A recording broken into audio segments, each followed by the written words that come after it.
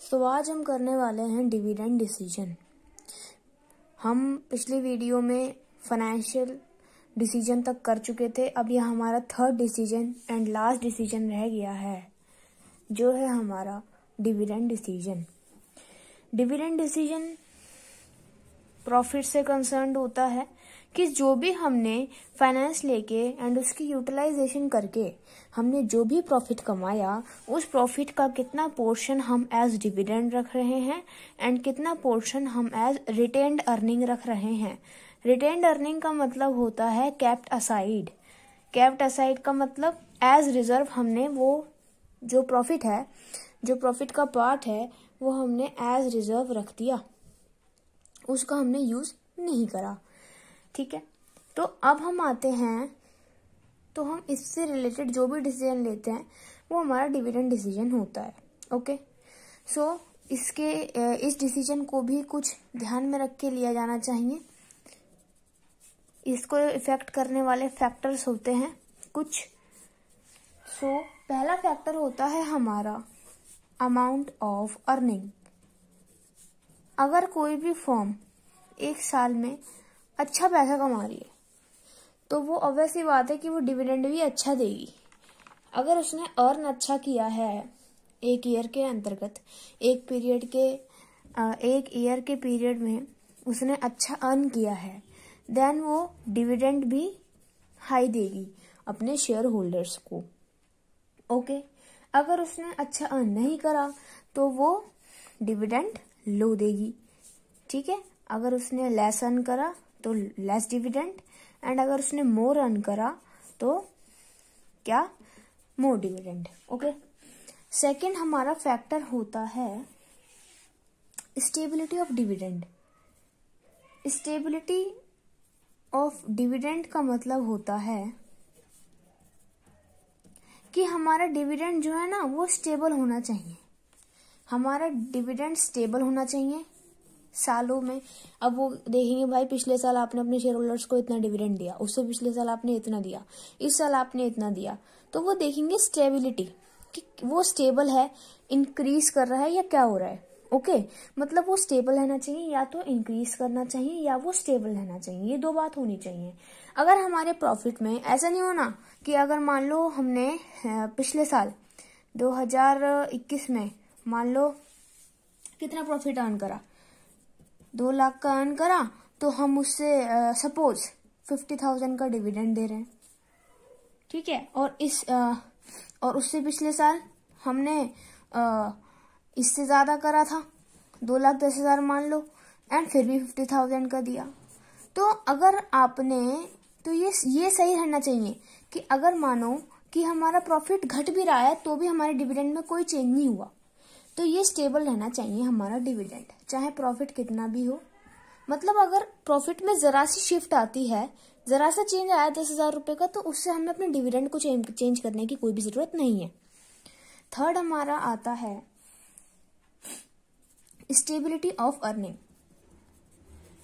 Stability of earning and amount of earning, इसमें बस एक चीज का डिफरेंस है कि हम अपने डिविडेंड को यहाँ पे बताते हैं कि हाई या फिर लो होगा, वो 1 ईयर के अकॉर्डिंग बताते हैं, या फिर एंड इसमें स्टेबिलिटी में हम फॉर मैनी ईयर्स का रिकॉर्ड देखते हैं कि भाई इतने सालों से कंपनी ने अच्छा प्रॉफिट कमाया है एंड वो इसलिए इतना डिविडेंड देगी। अगर पिछले कई सालों से वो प्रॉफिट इंक्रीज करे जा रही है तो वो डिविडेंड उसको बढ़ाना चाहिए, ऑब्वियस सी बात है।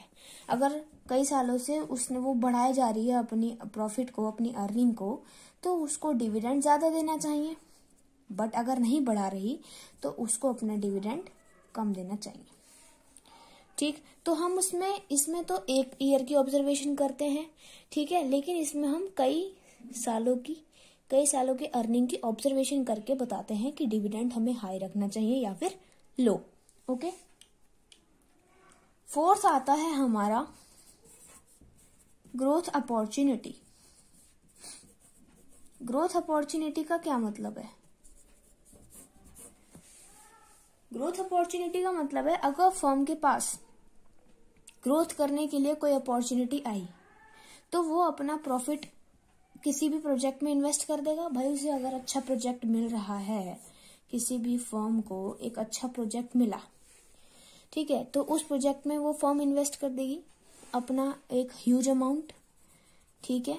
इन्वेस्ट करने के बाद उसके पास कम चीज बचेगी, कम प्रॉफिट बचेगा, तो उस प्रॉफिट का डिविडेंड पे भी इफेक्ट पड़ेगा।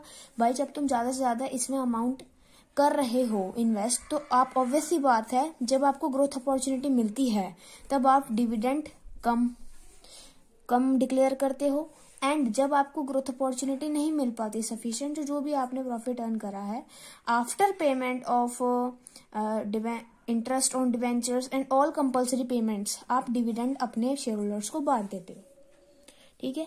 तो अगर कंपनी को ग्रोथ अपॉर्चुनिटी मिली है तो वो अपना डिविडेंड लेस डिक्लेयर करती है। क्यों? क्योंकि वो ह्यूज अमाउंट ऑफ इन्वेस्टमेंट अपने वेंचर में कर देती है।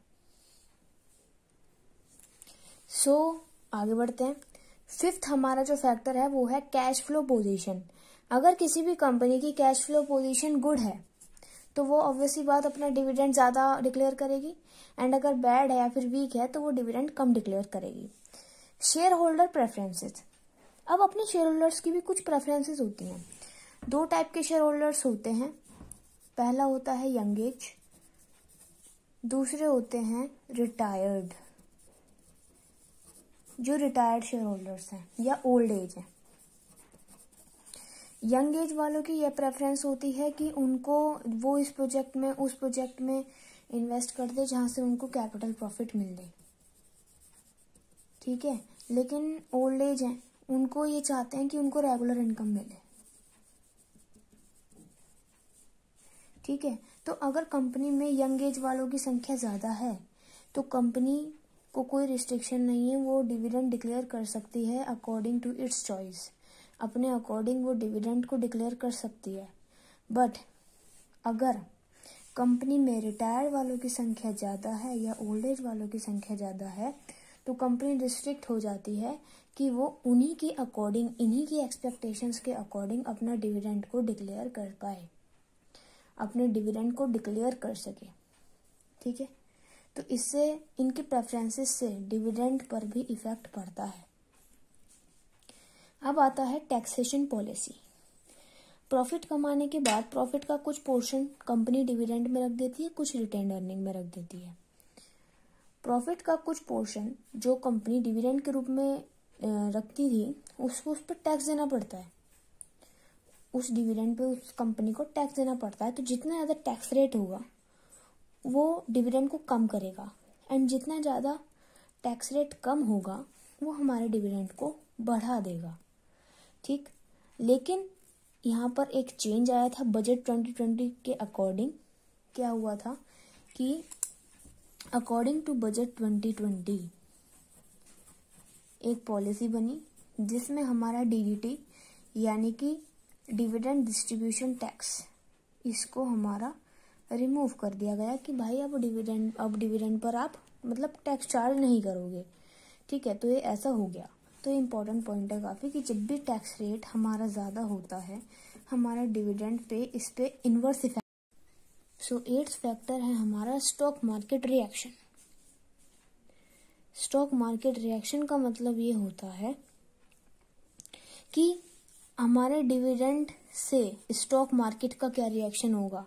स्टॉक मार्केट का क्या रिएक्शन होगा अगर हम अपने डिविडेंड को बढ़ाते हैं या घटाते हैं। तो अगर हम अपने डिविडेंड को बढ़ा देते हैं यानी कि हम अपने शेयर होल्डर्स को ज्यादा से ज्यादा डिविडेंड दे रहे हैं, तो उससे हमारा क्या होगा, शेयर प्राइस जो होगा मतलब प्राइस ऑफ ईच शेयर होगा वो बढ़ जाएगा। लेकिन हम अपना डिविडेंड घटाते हैं तो प्राइस ऑफ ईच शेयर घट जाएगा, ठीक है। तो भाई सिंपल सी बात है, ज्यादा से ज्यादा शेयर होल्डर अट्रैक्ट होंगे जब हम अपनी कंपनी के शेयर होल्डर्स को ज्यादा डिविडेंड देंगे तो हमारी कंपनी का शेयर प्राइस ऑब्वियस सी बात है बढ़ेगा ही बढ़ेगा। एक्सेस टू कैपिटल मार्केट का मतलब होता है, नाइन्थ फैक्टर है हमारा access to capital market. Access का मतलब है अप्रोच। अगर किसी कंपनी की कैपिटल मार्केट में अप्रोच है मतलब वहां पे उसकी पहुंच है तो वो अपने डिविडेंड को हाई डिक्लेयर करती है। बट अगर उसकी अप्रोच नहीं है तो वो अपने डिविडेंड को लो डिक्लेयर करती है।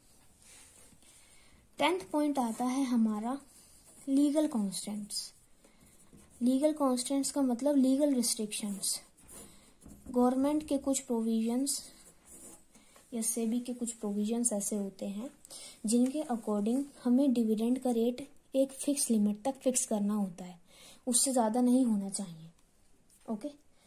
11th हमारा पॉइंट, लास्ट पॉइंट है कॉन्ट्रैक्चुअल रिलेशनशिप। अगर कोई भी पार्टी हमारी कंपनी को लोन दे रही है तो वो कुछ रिस्ट्रिक्शन लिख देती है कि भाई तुम इतना ही डिविडेंड दोगे अपने शेयर होल्डर्स को, तभी हम डेट देंगे। ठीक है, मतलब ये एक एग्रीमेंट होता है उनमें, और वो जो लोन देने वाली पार्टीज होती हैं फर्म को, वो हमारा क्या बना देती हैं, वो हमारे फर्म को उनके ऊपर रिस्ट्रिक्शन लगा देती हैं कि भाई आपको हम लोन दे रहे हैं तो आपको अपने इतने रेट पे ही डिविडेंड देना होगा। तो ये आज हमने 11 फैक्टर्स पढ़े जो डिविडेंड डिसीजन को इफेक्ट करते हैं, एंड होपफुली आपको ये समझ आ गए होंगे।